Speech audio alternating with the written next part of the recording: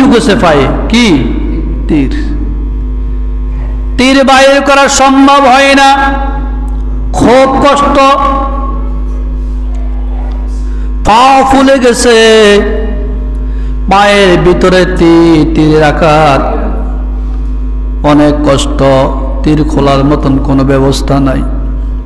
আল্লাহ রাসূল মুহাম্মদ রাসূলুল্লাহ সাল্লাল্লাহু আলাইহি ওয়াসাল্লাম বললেন, আমার সাহাবায়ে কেরাম শোনো, আলীর পাও মোবারক থেকে তীর খোলা তোমাদের দ্বারা সম্ভব হবে না, কারণ আমার আলী কষ্ট পাইতেছে, দুঃখ কষ্ট পায়, ব্যথা পায়। আলী যখন নামাজ পড়বে, নামাজে দাঁড়াবে, নামাজের ভিতরে আলীর পায়ে তীর খোলা সম্ভব হবে, কারণ আলীর নামাজ সাধারণ নামাজ না। আমার আলী যখন নামাজে দাঁড়ায়, দুনিয়ার কোনো খোঁজ খবর থাকে না,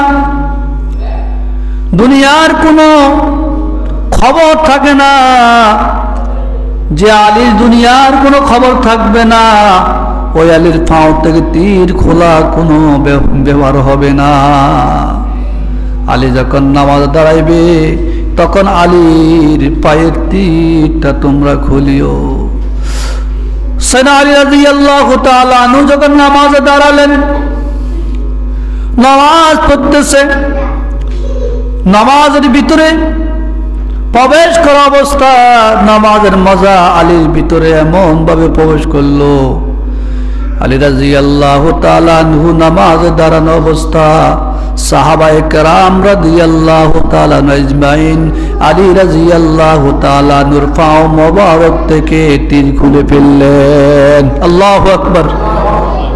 তো কেমন নামাজ ছিল সাহাবায়ে কেরামের, কেমন নামাজ?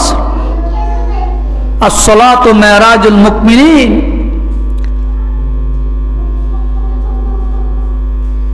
নামাজ হলো মুমিনের মেরাজ।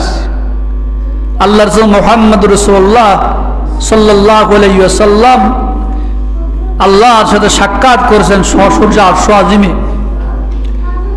আর ওই আরশ আজিম থেকে আমাদের জন্য 50 ওয়াক্ত নামাজ হাদিয়া হিসাবে এনেছেন, 5 ওয়াক্ত নামাজ রেখেছেন, বাকিগুলো আল্লাহ মাফ করে দিয়েছেন। ওই 5 ওয়াক্ত নামাজ পড়তে আমাদের কষ্ট।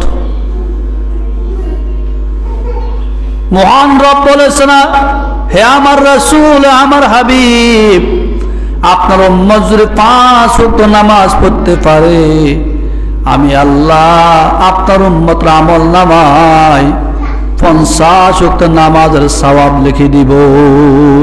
আল্লাহু আকবার। কেমন নামাজ!